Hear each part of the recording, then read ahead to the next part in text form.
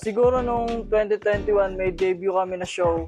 Tapos wala pa akong style nun. Gumawa ako ng 9 paintings na iba't ibang style. Tapos ang result ng show na yun, 0 ako. Tapos na-realize ko wala akong minamaster na style doon. Tapos trinay ko lahat ng style. Tapos kahit anong layo ko sa pagpipinta, yung tadhana pa rin ang nagdadala sa akin makabalik ulit sa pagpipinta. Meron kasi yung time sa buhay ko na sobrang down siya. Tapos nag-art na ako nun eh. Tapos tinigilan ko siya. Siguro mga 3 years akong tumigil.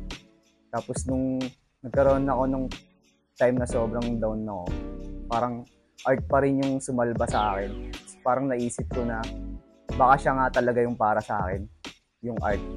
Kaya dun siya nag-start ulit na binalikan ko hanggang sa nagtuloy-tuloy na ulit.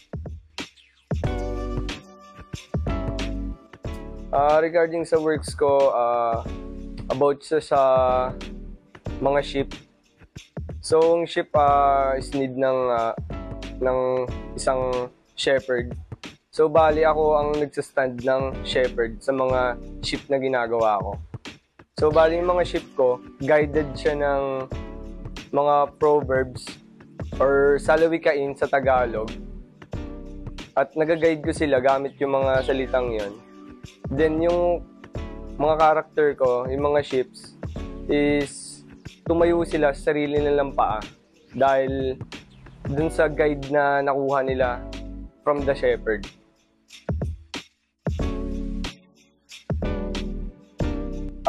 Yung pinaka objectives nung ginagawa ko nung art ko, yung style ko, ano siya eh, connected siya mismo sa akin sa buhay ko eh.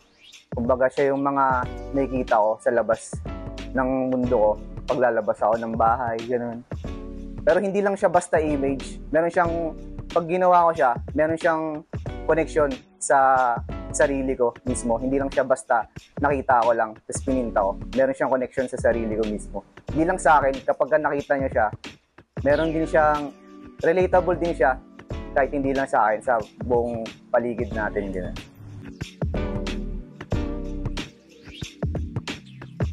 Mix eh. Kasi minsan gusto ko ma-feel nila yung nostalgic, yung Pero yung artwork ko kasi more on siya peaceful ng mind. Yun. Kumbaga parang kung paano ka mapapanatag mag-isip o ganun. Ganun yung intention ko na gusto iparating.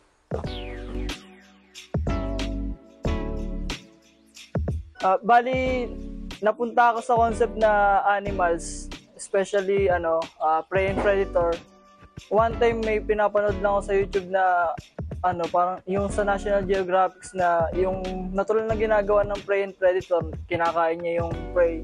Tapos naiilang ako kasi medyo naaawa ako sa prey kasi mukhang kawawa yung mukha niya pag kinakain nung predator. Tapos doon naman sa style nung crosshatch saka yung tuldok-tuldok. Siya, dati sa papel ko lang siya ginagawa.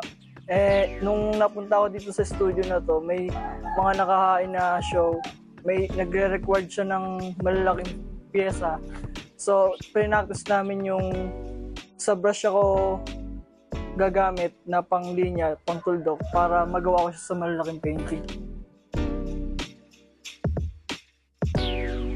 So, yung recurring style or parang mismong subjects ng aking paintings, which is yung cloth na tao or ghost-like or parang is siya. So parang pagiging part ko na parang sobrang yung pag introvert or pag masyadong reserve na tao. So parang may part, and yung part naman ng lalaki na may crown is yung part na parang yung pagiging self-aware or parang may part ka sa katawan mo na pinapakita pero may part pa rin na nakatago. So nandun pa rin yung pagiging reserve pero nandun yung pagiging matapang.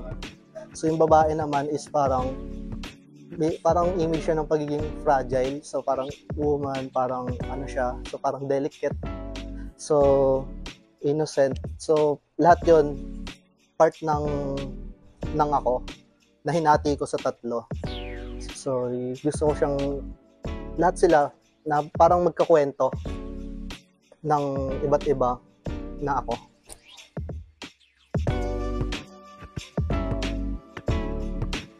Pag nakita niyo yung artwork ko, then pag nakita niyo ako, malalaman niyo na ako yun eh. Kasi sa buhok pa lang kita na agad na ano kasi siya, yung character ko, ano siya, parang personification ng inner child ko. Pero kahit inner child siya, may self-awareness siya. So yun, basically yung character ko, kamukha ko, na ano lang, mas mukhang bata. So over time, doon sa span ng 10 years, kasi nag-aaral lang ako ng classical talaga. And yun na yung naging style ko for the past 10 years. So ngayon, pero dumating din yung time na gusto ko na mag-change, maghanap ng yung ako naman. Parang more on puso yung gagamitin mo doon sa... So doon ako, gusto ko kasi yung mas magkwento ng painting ko. So kaya ang ginawa ko is more on umalis ako dun sa parang binasag ko yung classical na method, pero nandoon pa rin yung rules, pero at least ngayon medyo out of the box na ako mag-isip. Kaya yun yung ginawa ko nung after 10 years ng buhay ko. More on surrealistic, more on imaginative. So yeah. Medyo girly girl po kasi ako. So like, gusto ko rin na kasama yung pagka-girl ko sa artworks ko. Kagaya ng paghilig ko sa pink, sa pagpapalit ko ng hairstyle, ganun. Pero, in case sa mga outfits, wala silang outfits. Parang nilagay ko yung personality nila sa outfits, sa mga panty nila, ganun. Kasi, for me, parang never naging invitation yung mag-show ng skin, ganun. Kaya, para sa akin, normal lang siya. Nakita yung parts na ganun. Kasi, we are born with it naman. Ang magiging mali lang doon if mali yung pag-iisip mo na halabastos, ganun. Yan. Kasi hanggang ngayon parang ano pa rin ako, gutom. To the point na yung sarili kong words, parang ang hirap na rin yan i-cope up sa bubuuhin kong narrative. Kaya pinag-aaralan ko pa rin siya up until now. Pero, since dahil parang na-inspire ako sa literature, yung ganon, mas malaki yung chances na na-apply ko siya sa pagbuo ng plot instead kung paano ba magbuo ng narrative. So parang ginawa ko, para siyang picture, parang freeze na time yung picture na yun, yung moment na yun yung painting about kay Sela sa lahat ng mga painting niya. So, nakatulong sa akin yung literature sa pagbuo ng narrative para makita ko kung ano yung perfect timing or yung moment na yon na makatch or parang makuha para mapakita sa tao kung ano yung essence ng storya. Expect nyo na maganda yung mangyayari basta very good yung nag-present.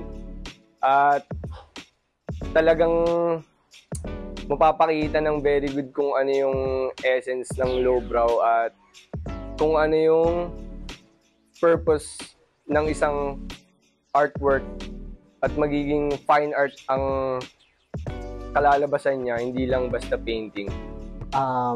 Yung works namin doon as a whole, so very good is, yun, magkukwento kami ng, yung show na yun is kwento ng bawat isa sa amin.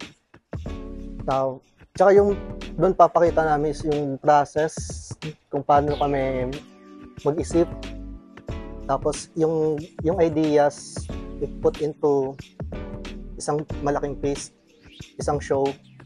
So yun yung parang pinakaano ng very good and yung mga artists. Yung i-expect nyo dito sa exhibit na to. sobrang lakas ng lineup. Kumbaga, ano rin arguably ano siya eh. Ito yung previous sa next generation ng lowbrow sa Philippines.